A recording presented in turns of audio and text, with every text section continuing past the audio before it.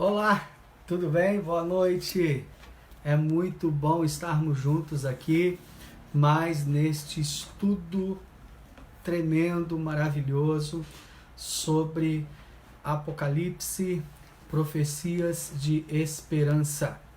Estamos caminhando para a reta final deste seminário. Wagner, seja bem-vindo, meu amigo Wagner. Que Deus continue lhe abençoando grandemente, grandemente. Como eu falei aqui, estamos caminhando para Marinalva, seja bem-vinda, para o término desta série, ok? Mas nós estaremos começando uma série toda especial a partir de segunda-feira. Eu vou falar um pouquinho sobre esta série logo no final do nosso estudo de hoje, tá bom? Seja muito bem-vindo, Wagner, que Jesus te ama. Flávio Lira, seja bem-vindo também, tá? Edson Modesto, uma boa noite. Que legal, os amigos estão chegando aí, estamos num horário novo, né? Nós estamos ajustando os horários de acordo com a agenda também da igreja e algumas lives da igreja que estão acontecendo aí também, para não haver conflito, né? Sejam bem-vindos ao nosso tema de hoje. Aproveita e convida aí um amigo, uma amiga, alguém para, juntamente conosco, viajar nas páginas do livro sagrado, da palavra de Deus, a palavra do nosso Deus. Bom, o que temos pela frente, já que estamos na reta final, né? Na reta final deste seminário, deste seminário. Amanhã nós vamos falar sobre as 7 pragas do Apocalipse. Olha, tema importante, as 7 pragas do Apocalipse, tá bom? Depois de amanhã, os enganos de Babilônia. E no domingo, encerrando com felizes para sempre. Felizes para sempre. Tá bom? E na segunda-feira começamos uma série muito especial. Nós vamos estar falando sobre os 8 remédios de Deus na Bíblia para combater e prevenir o coronavírus, tá bom? Deus deixou 8 remédios na Bíblia, então vai ser uma semana inteira falando sobre estes 8 remédios, para que você fortaleça seu sistema de defesa, sua imunidade, com orientações da Bíblia. Não é tremendo isso? A Bíblia já tem a resposta para que eu e você possamos fortalecer a nossa imunidade, termos saúde, termos qualidade de vida, ainda mais nestes momentos em que estamos vivendo, tá bom? Seja bem-vindo, seja bem-vinda até a este estudo especial. Convide amigos, parentes, vizinhos, compartilhe esta live com alguém para entendermos melhor a vontade de Deus para as nossas vidas. Bem-vinda, Luciene, Deus te abençoe, ok? Bom, nós paramos ontem nós paramos na Cléo Teixeira, que Deus te abençoe, seja bem-vinda. Nós paramos ontem, naquele momento ali, quando o anjo pergunta, até quando o chifre pequeno, ele iria continuar pisando no santuário, tirando o sacrifício diário, iria continuar quebrando a palavra de Deus, pisando na palavra de Deus, pisando nos mandamentos. Até quando? Marta Regina, seja bem-vinda. Juari, bem-vindo, meu amigo. A pergunta do anjo é: até quando o santuário continuaria sendo pisado, desprezado pelo chifre pequeno? Nós vimos na Bíblia que o chifre pequeno é Roma papal, em um momento Roma pagã, em outro momento agora, em nossos dias, Roma papal. Seja bem-vinda a Marisa, a Gláucia também. Então a pergunta é, até quando Roma papal, representada aí pelo chifre pequeno, iria estar pisando, sujando, contaminando o santuário de Deus? Até quando? E aí o anjo responde, lembra até quando? Daniel capítulo 8, versículo 13 e versículo 14. Daniel capítulo 8, verso 13 e verso 14. Então ouvi 2 anjos conversando, e um deles perguntou ao outro, quanto tempo durarão os acontecimentos anunciados por esta visão? Até quando será suprimido o sacrifício diário, e a rebelião devastadora prevalecerá? Até quanto o santuário e o exército ficarão entregues ao poder do chifre pequeno e serão pisoteados? É uma pergunta. Até quando o santuário de Deus continuaria sendo pisado? Seja bem-vindo, Celso, Joseli, boa noite. Leoneide, boa noite. O Fábio está conosco aí também. Então é feita essa pergunta. Até quando Roma papal iria continuar pisando no santuário de Deus? Trazendo opróbrio para o santuário de Deus. Trazendo o pecado para dentro da causa de Deus. Pisando na verdade de Deus. Afrontando o próprio Senhor Jesus.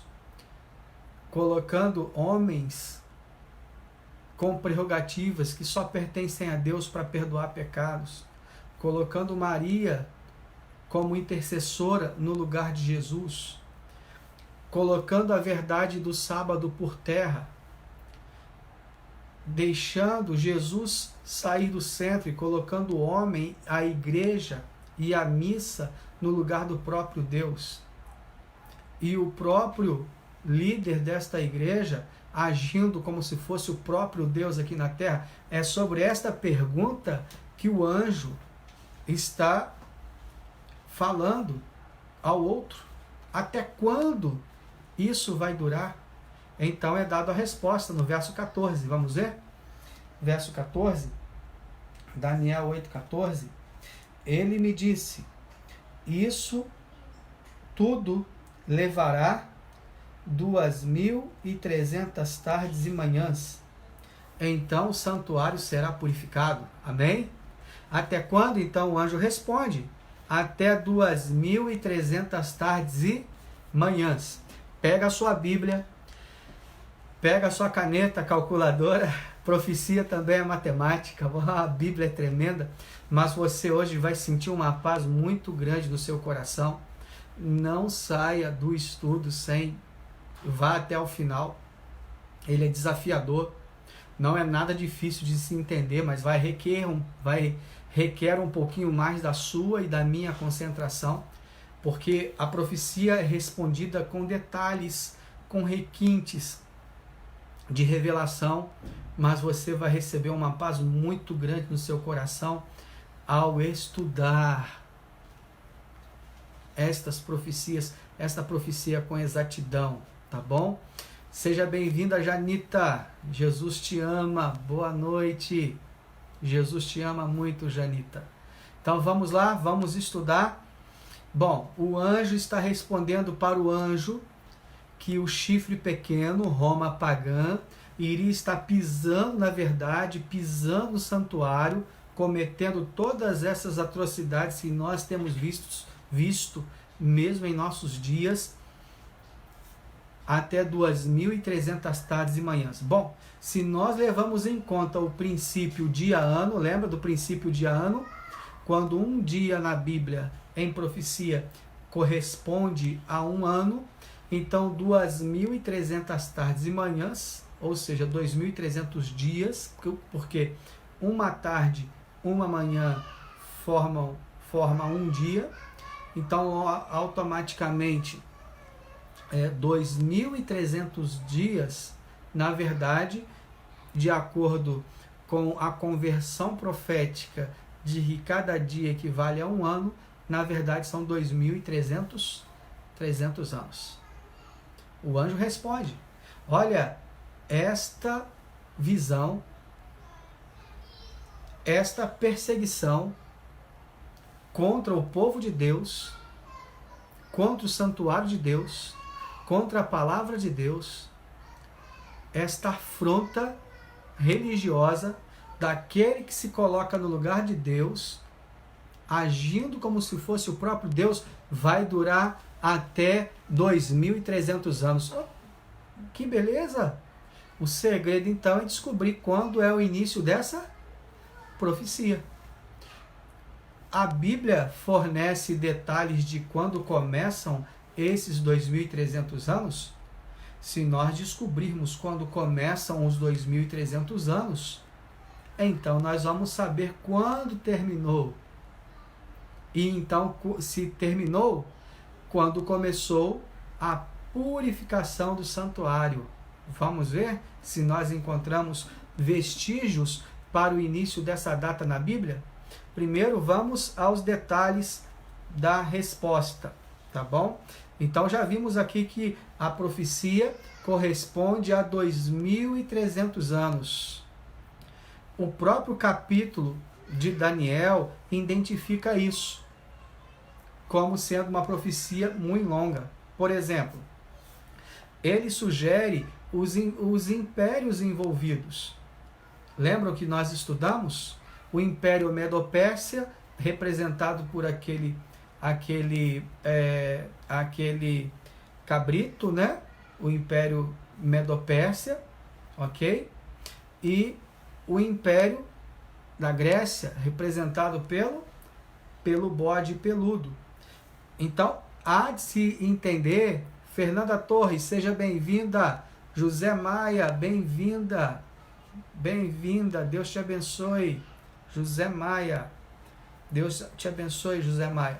Então, há de se entender que esta profecia dos 2.300 anos são anos profeticamente falando, e não dias. Daniel Juvenal, Deus te abençoa. Daniel é da igreja de Benfica, Rio de Janeiro. Que legal, está presente aí conosco. Um grande abraço. Então, vamos avançar. Esta profecia, ela vai para os tempos vindouros, longínquos, ok? A visão é para o tempo do fim. Nós encontramos isso no próprio livro. Vamos ler o verso 17, Daniel 8:17. Olha aí. Esta profecia é muito linda, queridos. Que profecia linda.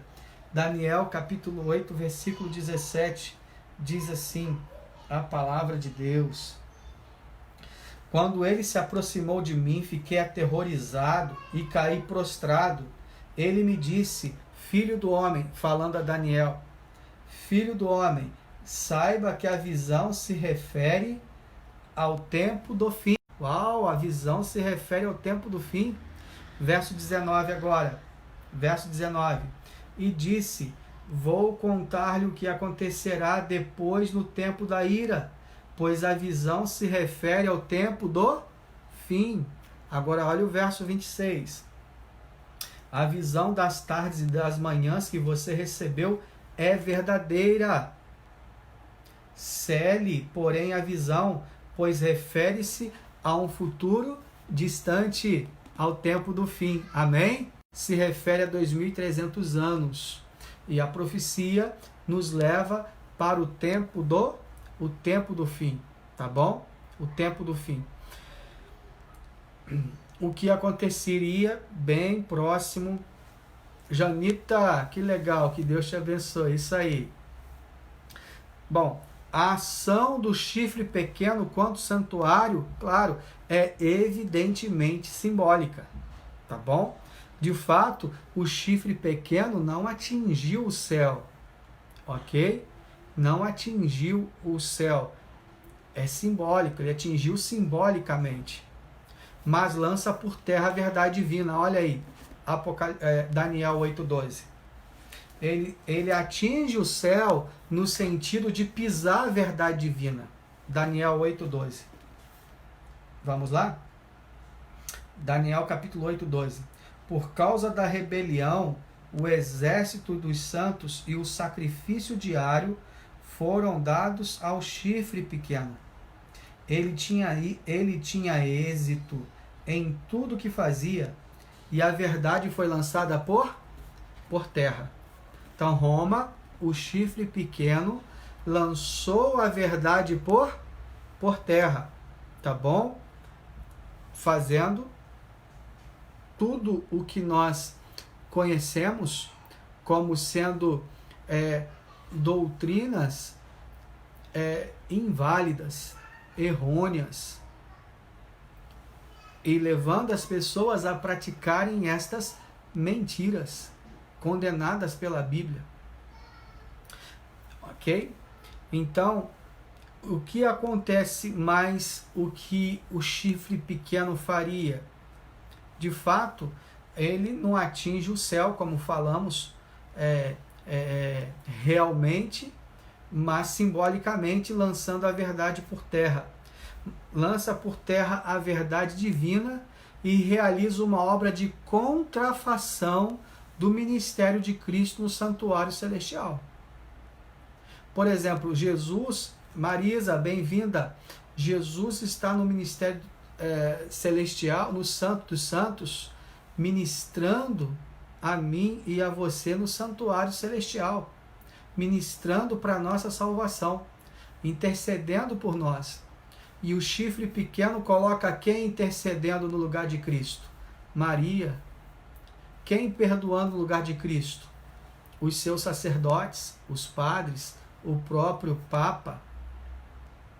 Olha, estão vendo como a Bíblia é precisa? Muito precisa. Desta forma, a verdade é lançada por terra, mas no final da profecia ela ergue, não é isso? Até quando? Até 2.300 tardes e manhãs. Daniel 8,14. No final dos 2.300 anos, a verdade começa a ser restaurada. Vamos indo? Então vamos entender quando começa a contagem desta profecia. Nós temos na Bíblia a data para o início dela. Amém?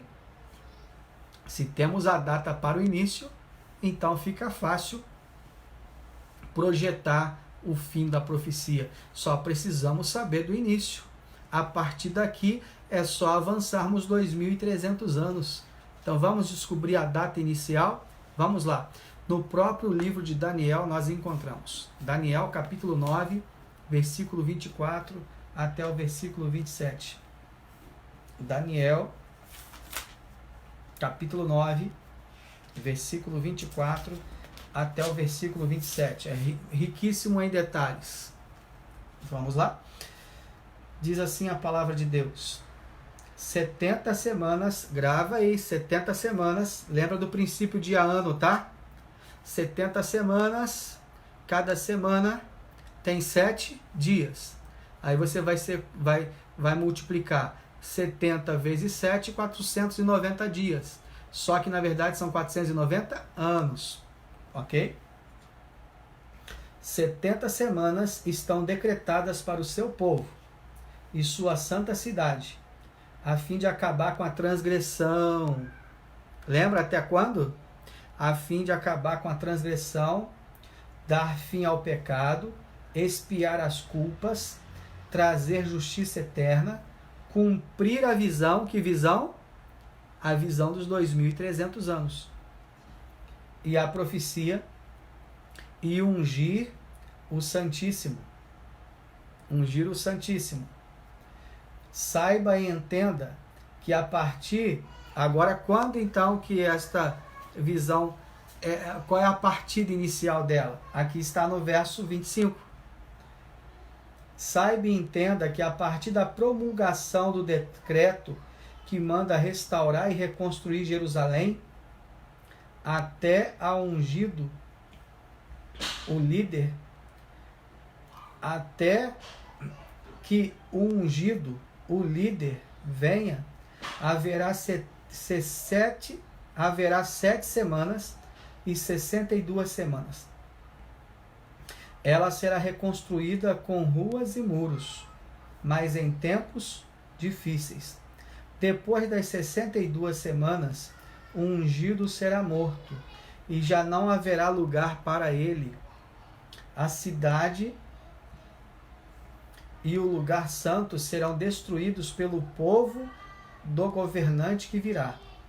O fim virá como inundação, guerras continuarão até o fim, e desolações foram decretadas.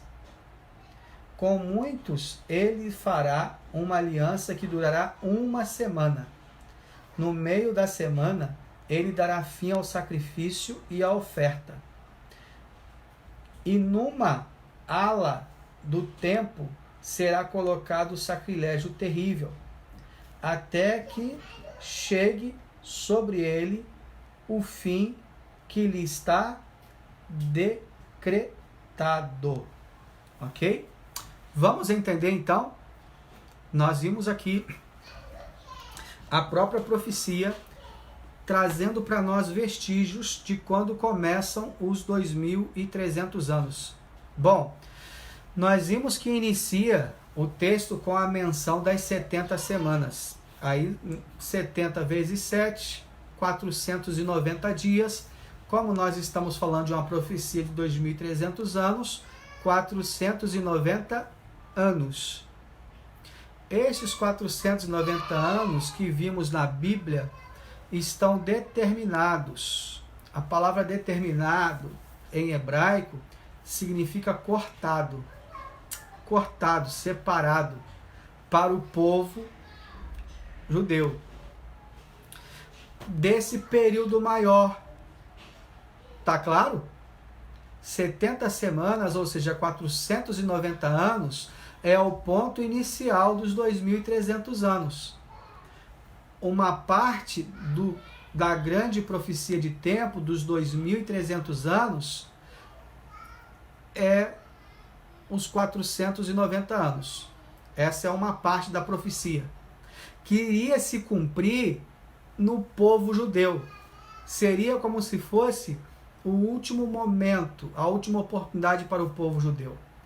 Leide Maia, seja bem-vinda. Tá claro até aí? Muito claro, né?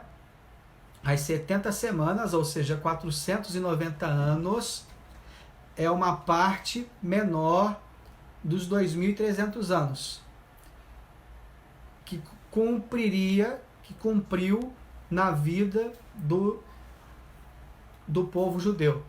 Tá bom? Começa justamente no início dos 2300 anos. E a Bíblia sugere quando? Lembra?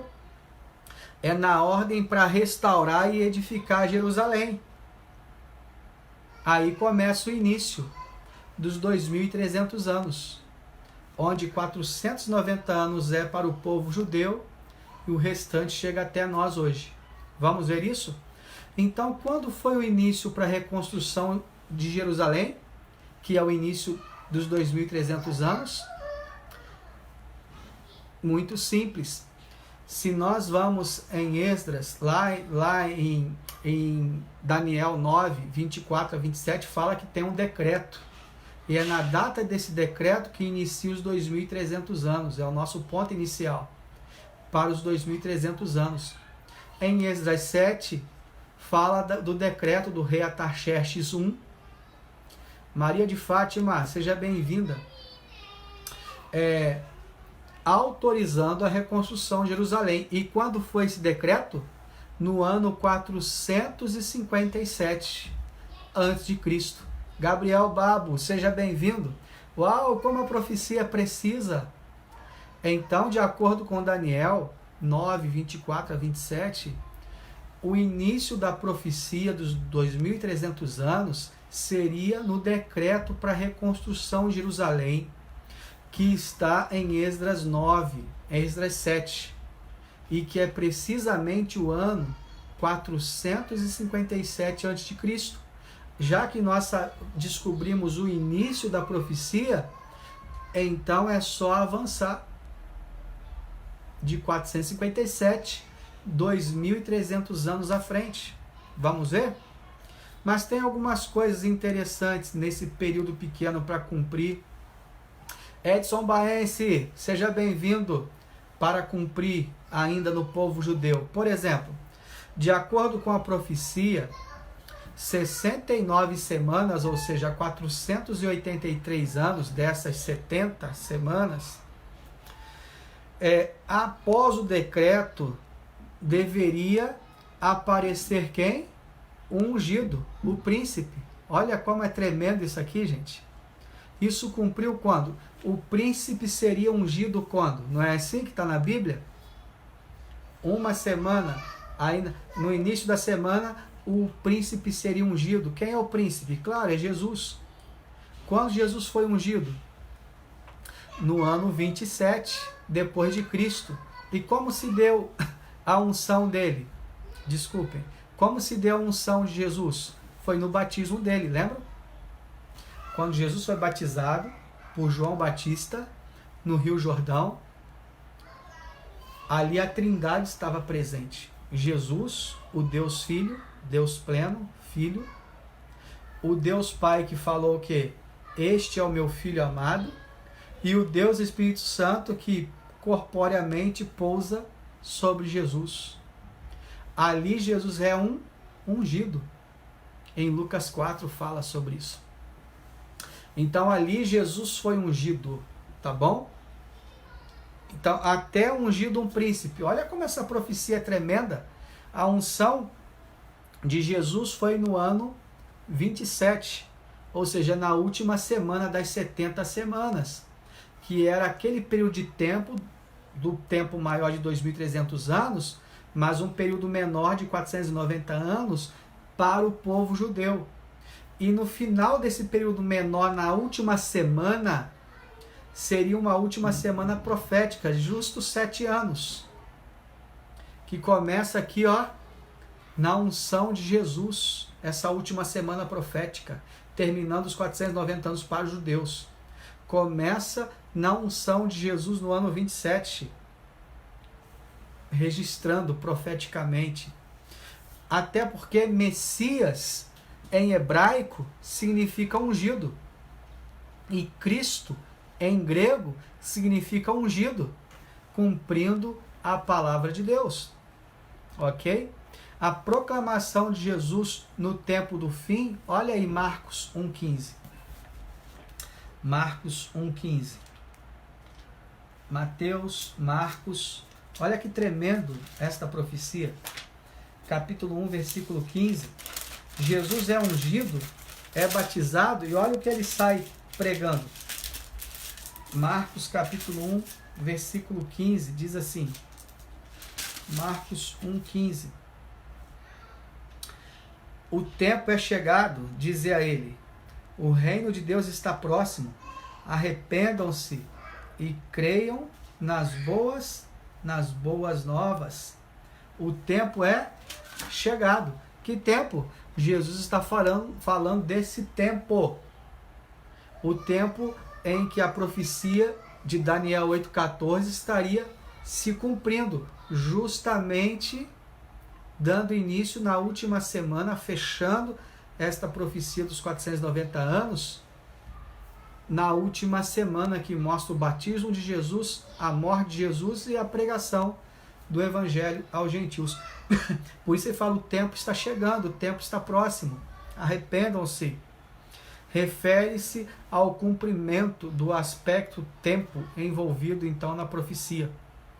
Na metade das 70 semanas, ou seja, na primavera do ano 31, na metade desta última semana, lembra? A última semana começa no ano 27 com o batismo de Jesus. Rodrigo, seja bem-vindo. Mas na metade desta semana, ou seja, no ano 31, o que iria acontecer? O Messias daria fim ao sistema de sacrifício, pois ele seria o quê? Com a própria vida. Ele seria morto. Lembram?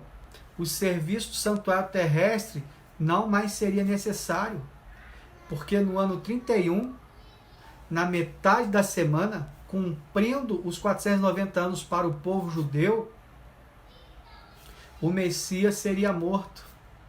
Ele foi ungido no ano 27. Terezinha, boa noite, seja bem-vinda. Rodrigo Lima, seja bem-vindo também. Na metade da semana, da última semana, ele seria morto. E com isso, daria fim ao sistema de sacrifícios. Ao sistema de sacrifícios. Assim, Cristo morre selando o quê? A profecia.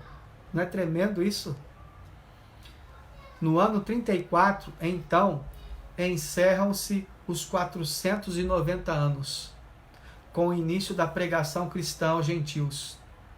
Lembram vocês que no ano 34 foi o ano da morte de Estevão. Estevão foi o primeiro mártir a ser morto, martirizado. A primeira pessoa a ser martirizada por pregar sobre Jesus. E justamente no ano 34. Ali o evangelho agora vai para os gentios. Ou seja, o povo de Israel não atendeu os 490 anos de apelo e tinha uma profecia dentro da maior profecia de 2.300 anos, tinha um período de tempo somente para o povo de Israel, mas eles não deram ouvidos à palavra de Deus. Cosme, seja bem-vindo. E então a profecia de 490 anos, Fabiana Prudente, bem-vinda, se cumpre então na pregação do evangelho, agora indo para os gentios. Os gentios, a pregação cristã vai para os gentios. Cumpre a profecia de 490 anos para o povo de Israel. Na última semana, lembra? Eles crucificaram Jesus e apedrejaram Estevão. E então o evangelho agora vai para os gentios. Bom, então é fácil calcular para entendermos em que momento da história nós nos encontramos. Bom, se você pega os 490 anos que se cumpriram para o povo de Israel, porque a própria Bíblia diz, né? Vamos de novo. Abre aí em Daniel 9, 24 a 27. Daniel 9, verso 24 até o verso 27. Vamos ler só o verso 24.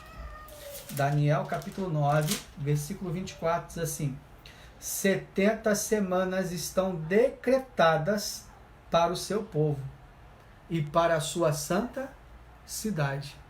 Então esses 490 anos se cumpririam no povo de Israel. Seriam como se fossem 70 anos de oportunidade para eles entenderem que o Messias viria para salvá-los, não só eles, mas todos nós. Por isso que Jesus falou, entendem agora? Vim para os meus, mas os meus não me aceitaram, não me reconheceram, porque eles deixaram de estudar as profecias. Reparem como é perigoso, gente, deixar de estudar a profecia. O povo hebreu crucificou Jesus, o ungido, o Messias, porque deixaram de estudar a palavra de Deus. Quantos em nossos dias têm crucificado Jesus para si mesmo novamente, por abrirem mão das profecias, por deixarem de ler e colocar em prática as profecias? Estude a Bíblia e você terá um Jesus vivo em você. Aqueles que não estudam a palavra de Deus não têm vida. Afinal de contas, a Bíblia Sagrada, ela é o quê? Ela é lâmpada para os nossos pés. Quando você estuda as profecias da palavra de Deus, a sua vida acende, porque a Bíblia te ilumina. Se você estava triste, não vai ficar triste mais. O medo sai do seu coração, da sua mente, o pânico. Porque agora você está tendo um encontro com a palavra que liberta. a palavra que transforma, a palavra de Deus. Alcidélia, seja bem-vinda, minha irmã. Ok? Então vamos entender para onde vamos então? Daquela profecia nos conduz então do ano 34, onde encerra os 490 anos. Se você pega os 490 anos que se cumpriu na vida de Israel, dos 2.300 anos, o que sobra? Faz a continha. Pega a calculadora. 490 anos menos 2.300 anos. Marinalva Lima, seja bem-vinda. 490 anos menos 2.300 anos, nós vamos ter 1.810 anos. É o que resta da grande profecia. Agora, os 490 anos, eles terminaram no ano que? 34. Tá claro? No ano 34. Que era o tempo para o judeu. No ano 34, eles não quiseram saber mais, o evangelho agora é para o gentil. Hoje nós somos o Israel de Deus. Tá bom? Existiam alguns interpretando que Israel vai voltar a ser a nação favorecida de Deus. Não mais. Esta profecia é clara. O tempo de oportunidade para eles passou. Agora, Deus levanta, no final dos 2.300 anos, o Israel espiritual. Vamos ver? Então fica fácil. Nós estamos estudando Daniel 8,14. Já vimos que Daniel 8,14 fala de uma profecia de 2.300 anos. Dentro dessa profecia de 2.300 anos, temos uma parte para o povo de Israel, os 490 anos, que vai até o ano 34. Até o ano 34 foram 490 anos de oportunidade para o povo de Israel. Então, se você pega... E o que sobra dos 2.300 anos? 1.810 anos. Se você pega os 1.810 mais o ano 34, você vai chegar aonde? Aonde? 1844, que é o final dos 2.300 anos. Amém? Olha aí a profecia de Daniel 8,14. Pega a sua Bíblia. Olha que coisa linda. Daniel 8,14. Daniel capítulo 8, verso 14. Ele me disse: isso tudo levará 2.300 tardes e manhãs, e então o santuário será purificado. Ou seja, tarde e manhã um dia. 2.300 dias, profeticamente, de acordo com a conversão profética, simbolicamente, profeticamente, um dia profético é um ano. Isso está em Ezequiel 4,6 e Números 14:34. Tá bom? Bom, isso significa que os 2.300 anos terminam. Se eu pego o ano 34, mais o que sobra dos 2.300 anos, que é 1.810, 1.810 anos mais o ano 34, eu chego em 1844, que dão exatos 2.300 anos, de 457 a 1844, exatos 2.300 anos. Uau! Lembra que o texto fala que no final dos 2.300 anos o santuário seria purificado? O que aconteceu então no final dos 2.300 anos? Vamos ver? O que ocorreu então no final? Na verdade, quando Jesus morre, no ano 31, o véu do santuário que se rasga de alto a baixo. Não precisaria mais de um sacerdote terrestre, porque Jesus agora é o nosso sumo sacerdote no santuário que? Celestial. Opa! Já começamos a entender. O santuário será purificado. Jesus entra então no Santo dos Santos, segundo o livro de Hebreus, e está ali fazendo intercessão, a purificação do santuário, simbolicamente, ao ser ele mesmo a oferta e ele mesmo o ofertante. Jesus é o Cordeiro e Jesus também é o sacerdote. E ele está lá no Santo dos Santos, intercedendo por mim e por você, no juízo pré-advento. Por que pré-advento? Porque quando ele terminar a obra de juízo, a obra de salvação, de intercessão, que ele está realizando lá por todo aquele que o reconhece como seu Salvador, ele sairá de lá. Por isso, pré-advento. Uau, pastor! Significa então que esta profecia marca que nós já estamos muito perto da volta de Jesus? Sim. Não é isso que a Bíblia fala? Olha aí em Apocalipse capítulo 14, olha como que seu coração vai ficar feliz agora. Olha que coisa linda. Ao estudar a profecia, seu coração fica feliz. Você se sente leve. Porque você vê na Bíblia a palavra de Deus exata se cumprindo. Abra sua Bíblia. Apocalipse capítulo 14, verso 7. Agora você entende por que o anjo disse isso aqui, ó. Apocalipse capítulo 14, versículo 7. Que palavras lindas, olha. Que coisa linda. Diz assim a palavra de Deus. Ele me disse, olha, não é mesmo lá do anjo? De Daniel 8,14? Ele disse em alta voz, temam a Deus e glorifiquem-no, pois chegou a hora do seu juízo. Jesus entrou no Santo dos Santos em 1844 para começar a obra de juízo, a obra de salvação em favor do seu povo. Entenda uma coisa, queridos, na mentalidade hebraica, isso é muito importante que você saiba.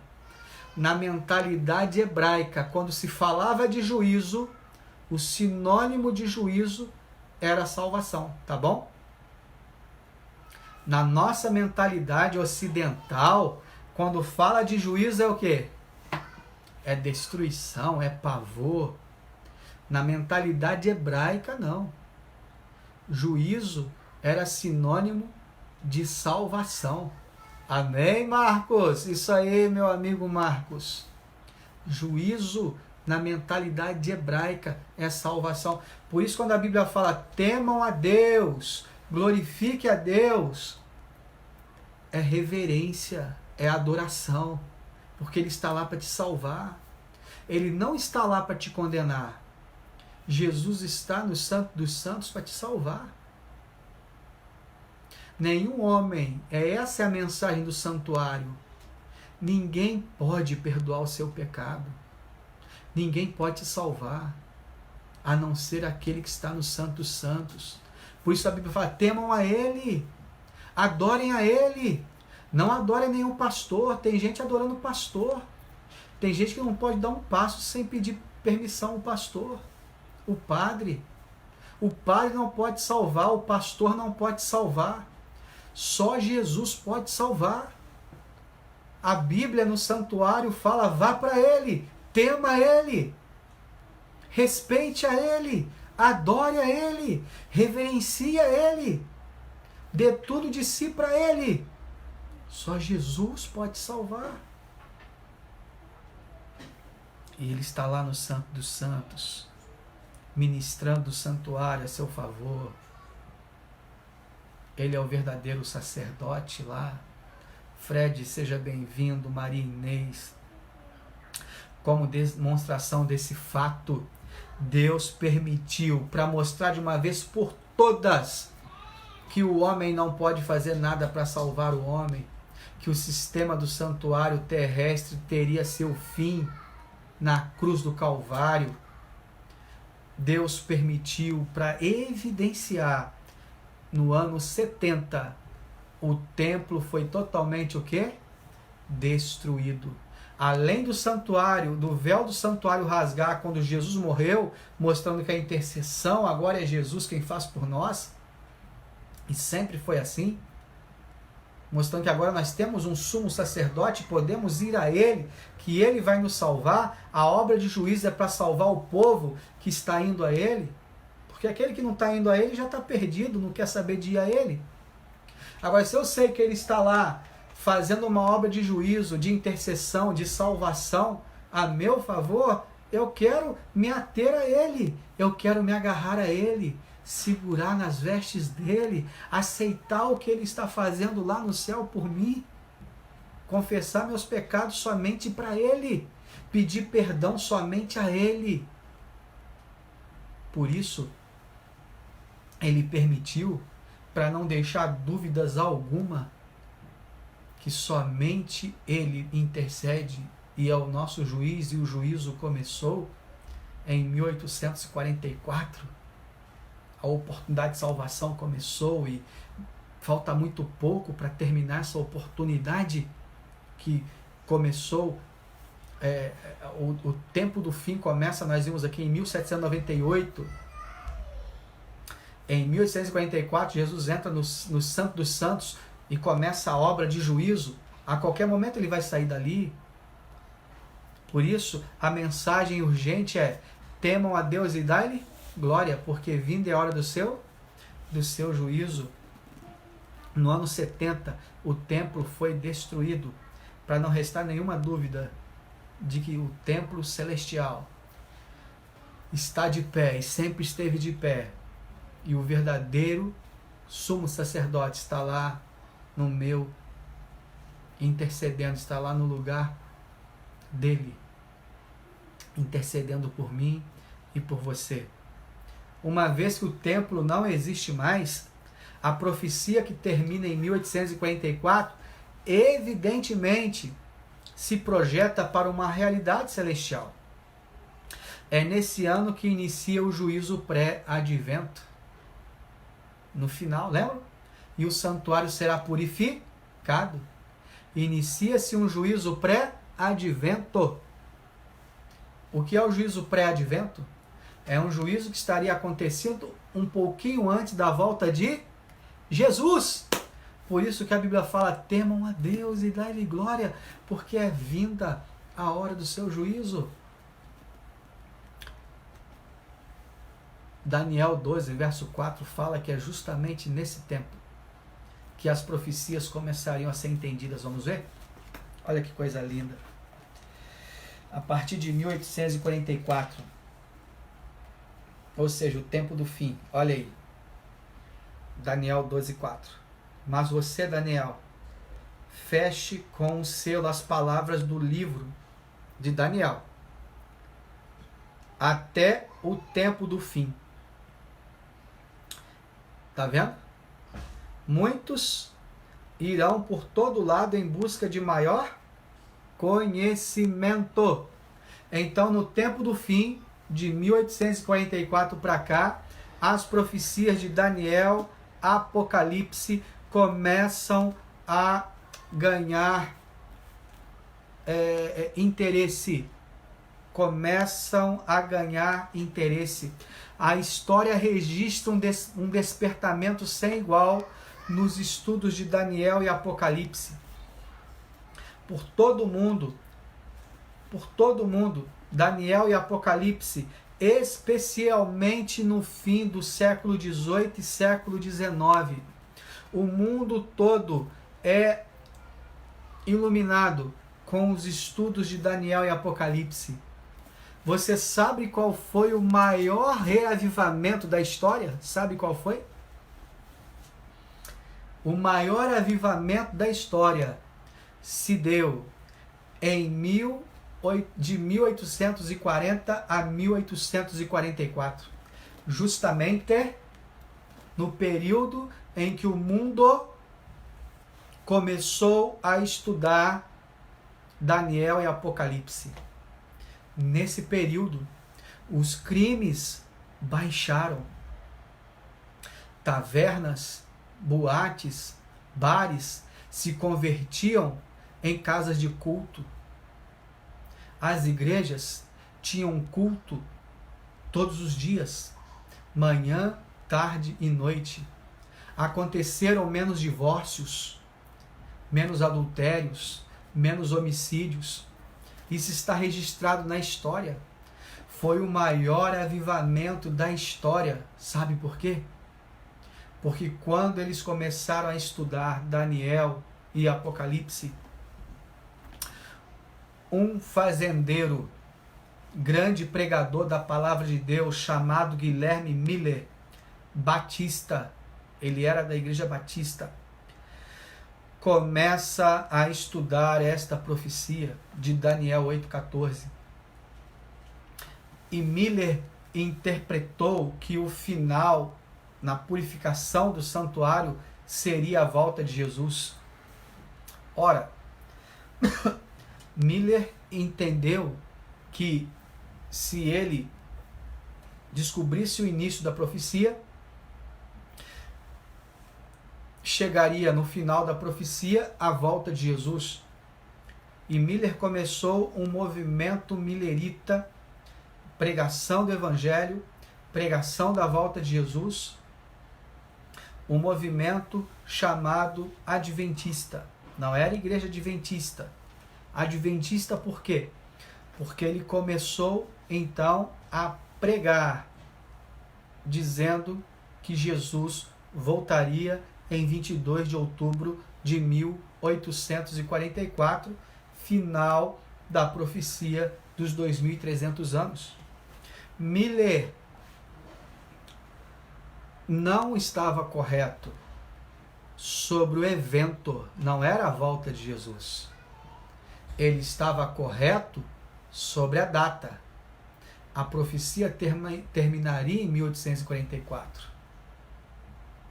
A data estava correta, o evento não.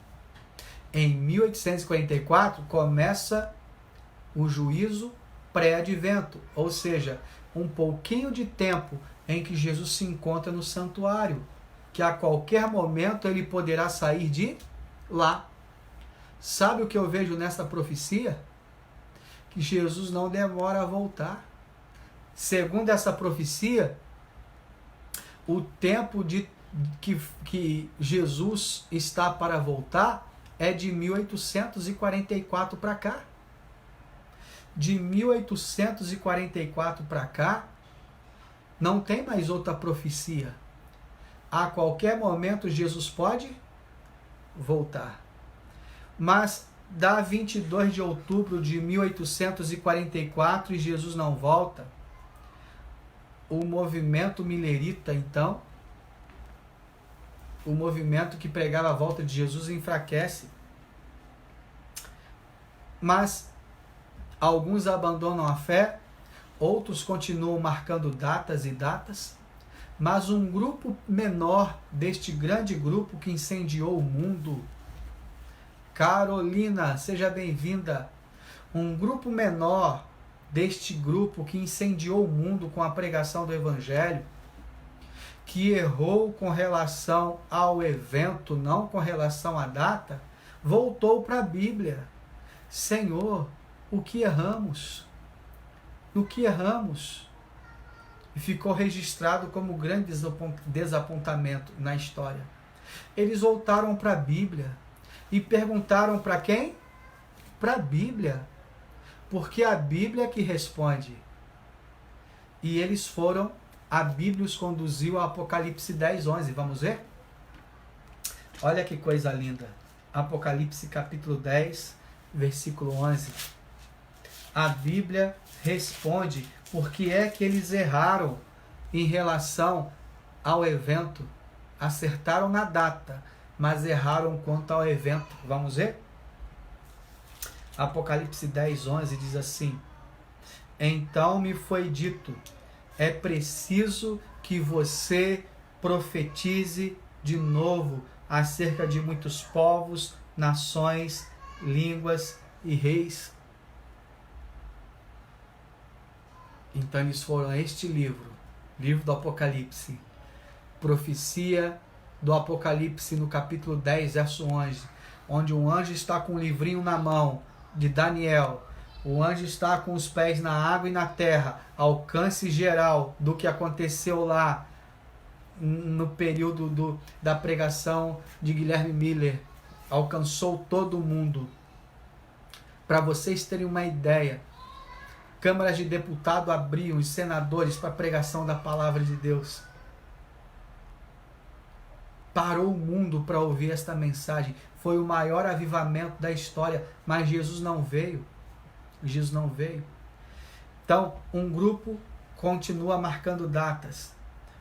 Outro grupo se escandalizou, abandonou a fé, outros voltaram para suas igrejas. Outro grupo menor foi a Bíblia, saber por que haviam errado em relação ao evento, não a data estava correta. E eles se deparam com esse texto, capítulo 10 do Apocalipse. Importa que pregues novamente, que continues pregando. Então, queridos, este grupo que entendeu que Deus permitiu que o seu povo se equivocasse, assim como os discípulos se equivocaram, pensando que eles estavam pregando que Jesus iria libertá-los do jugo temporal. E eles tiveram uma decepção, um desapontamento. Eles entenderam errado a profecia, como o movimento milerita também entendeu errado. Mas Deus estava conduzindo aquele povo que ficou ali, indo na Bíblia, para entender o porquê haviam errado, não em relação à data, mas em relação ao evento. Eles se deparam com o capítulo 10, aonde a Bíblia fala: continue pregando, continue avisando sobre a volta de Jesus. Nós não sabemos o dia e a hora, mas nós temos que continuar pregando sobre a volta de Jesus. E esse movimento se levanta e se torna a Igreja Adventista do sétimo dia. Dessa compreensão renovada surgiu a Igreja Adventista do sétimo dia, que hoje atualmente prega a mensagem da volta de Jesus, claro, sem marcar datas. A mensagem bíblica da volta de Jesus para mais de 200 países. É a igreja que mais cresce no mundo. Estamos em quase todos os países do globo. Pregamos em cerca de mais de 1000 idiomas a palavra de Deus. Talvez você esteja perguntando, por que é que Deus deixou que um movimento de religiosos, aonde um líder é um pregador batista, e vários outros pregadores de outras confissões religiosas, que incendiaram o mundo com a mensagem da volta de Jesus, porque é que Deus permitiu que este grupo zeloso, que orava, estudava a Bíblia, homens de oração, mulheres de oração, de fé, que impactaram o mundo, que não houve um avivamento desde então, e nunca houve igual na história do mundo, foi o maior de todos os avivamentos, os especialistas em avivamento reconhecem isso. Mas por que é que Deus permitiu que eles se frustrassem e se equivocassem quanto ao evento? Sabe por quê? Não quanto à data. Deus permitiu que eles errassem, para que do meio daquela multidão de pessoas que estavam ali, alguns talvez com medo, olha, vai que Jesus volta mesmo e eu estou aqui. Outros, no meio daquela grande multidão, quando Jesus não volta, alguns voltam para suas religiões, outros abandonam a fé, outros continuam marcando datas. Mas esse grupo menor vai estudar a Bíblia para ver o que aconteceu. Sabe por que Jesus permitiu que isso acontecesse? Para Deus tirar do meio daquela multidão o seu povo remanescente, o seu povo adventista do sétimo dia, que hoje prega a volta de Jesus como ninguém, que hoje tem um compromisso com a palavra de Deus, não com o pastor, não com nenhum líder religioso, mas com a palavra de Deus, com assim diz o Senhor. A igreja adventista não, uma igreja adventista melhor que qualquer outra igreja, não. E também nós não pregamos que só a igreja adventista será salva, não pregamos isso. As pessoas que falam isso a nosso respeito, nós pregamos que somente Jesus pode salvar. Mas Jesus confiou a esta igreja, a igreja adventista do sétimo dia, uma mensagem para o tempo final. E Jesus está te chamando a fazer parte desse movimento, querido irmão. Não importa quem você é, não seja preconceituoso. Talvez você me pergunte, pastor, estou errado? Sou batista, sou metodista, sou católico, então eu vivi errado a minha vida toda, sou pentecostal. Não, irmão. Deus tem os seus. Lembra? Apocalipse 18, verso 4. Josefa, que Deus, Jesus te ama, seja bem-vindo. Deus tem os seus espalhados em todas as confissões religiosas. Eu quero contar para você uma experiência tremenda. Eu estava fazendo uma campanha evangelística em Juiz de Fora, quando conheci com o meu obreiro bíblico, eu era o evangelista. Eu pregava num auditório para mais de 300 pessoas. E eu fui visitar uma pessoa com o meu obreiro bíblico essa pessoa queria entender a Bíblia e se batizar. Então essa pessoa, quando nos recebeu, ela estava com outra pessoa dentro da casa dela. E chegou eu e o meu obreiro bíblico dentro daquela casa, e a amiga desta pessoa que pediu estudo bíblico, ela se assustou. Ela se colocou em pé e ela perguntou: quem vocês são? Eu preciso saber quem vocês são. Eu não entendia nada. Então respondi para ela: nós somos adventistas do sétimo dia. Eu sou pastor da igreja, esse aqui é o nosso obreiro bíblico e nós estamos fazendo uma grande campanha evangelística. A sua amiga está estudando a Bíblia conosco e viemos aqui para tirar algumas dúvidas dela. Aquela mulher chamada Eunice, talvez a Eunice esteja me ouvindo, hoje ela é um membro poderoso na fé em Juiz de Fora. Aquela mulher chamada Eunice se colocou em pé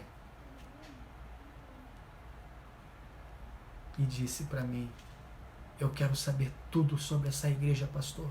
Falei: como assim, Eunice? Sim, pastor, eu quero saber de tudo, porque há mais de 30 anos eu sou espírita. E sabe, pastor, Deus se apresentou a mim, Jesus se apresentou a mim. Eu estava orando aos meus guias, e quando eu estava ali fazendo as minhas preces, eu tive como se fosse uma visão, e parecia que tudo ali pegava fogo, e de dentro daquilo dali, Jesus aparece e diz para mim: Eunice, não precisa orar para esses, não precisa buscar a esses, busque a mim, Eunice. E então ela é impactada com aquilo, e ela contando para mim. Aí eu fui para a cozinha, pastor, e lá na cozinha eu perguntei para Jesus, eu fiz uma oração a Jesus, pela primeira vez eu orei a Ele, sem olhar para nenhum santo, sem precisar de nenhuma imagem. Eu olhei para Jesus pela primeira vez, eu perguntei para Ele: Jesus, eu quero ir a Ti, mas Jesus, para onde eu vou? Tem tantas igrejas, eu estou cansada de ser enganada, estou há mais de 30 anos no espiritismo. Jesus, se o Senhor tem a sua igreja, me fala, Jesus, para onde eu vou, qual a sua igreja? Sabe o que Jesus falou para ela, queridos? Eunice, você vai para a minha igreja. A minha igreja, Eunice, é a igreja adventista do sétimo dia. Entendem por que a Eunice ficou impactada? Ela havia tido esta revelação de Jesus na noite anterior. e no dia seguinte nós estávamos lá. Você acha que isso é coincidência? Não, não é coincidência. É Jesus confirmando. Sabe em quanto tempo eu batizei a Eunice? Tive o privilégio. A Eunice foi batizada em menos de 30 dias. Nós fizemos todos os estudos bíblicos com a Eunice. E ela desceu as águas do batismo. E a Eunice é uma serva do Senhor. E ela levou muitas pessoas à verdade. E tem levado muitas pessoas à verdade. Querido amigo, querida amiga, querido irmão, permaneça na verdade. Venha para a verdade. Regina Santana, que Deus te abençoe. Jesus está te chamando para a verdade. E a verdade vai te libertar. Não tenha medo. Ele não está te chamando para a escuridão, para as trevas. Ele está te chamando para a verdade. Eu quero orar para que você abrace a verdade, seja conduzido à verdade e se una à Igreja de Deus. Vamos orar neste momento? Vamos orar? Grande Deus, Pai de amor, neste momento, tem muita gente que está ouvindo esta mensagem, muitos outros que ouvirão ao nós replicarmos esta mensagem em nossas redes sociais e irão aderir à sua verdade. Neste exato momento, Senhor, nós estamos confirmando que aceitamos essa verdade. Nós oramos dizendo amém, que aceitamos esta verdade. Aceitamos o convite que o Senhor nos faz de fazermos parte da sua igreja remanescente aqui na terra. Sim, Jesus amado. Muito obrigado porque no final dos 2.300 anos, o Senhor levanta a sua igreja, a Igreja Adventista do Sétimo Dia, que tem a missão, o compromisso de pregar a verdade. Não pregar o homem, não agradar o homem, mas pregar a tua palavra, anunciar a sua breve volta, anunciar que estamos na fase final do juízo pré-advento e muito em breve o Senhor voltará.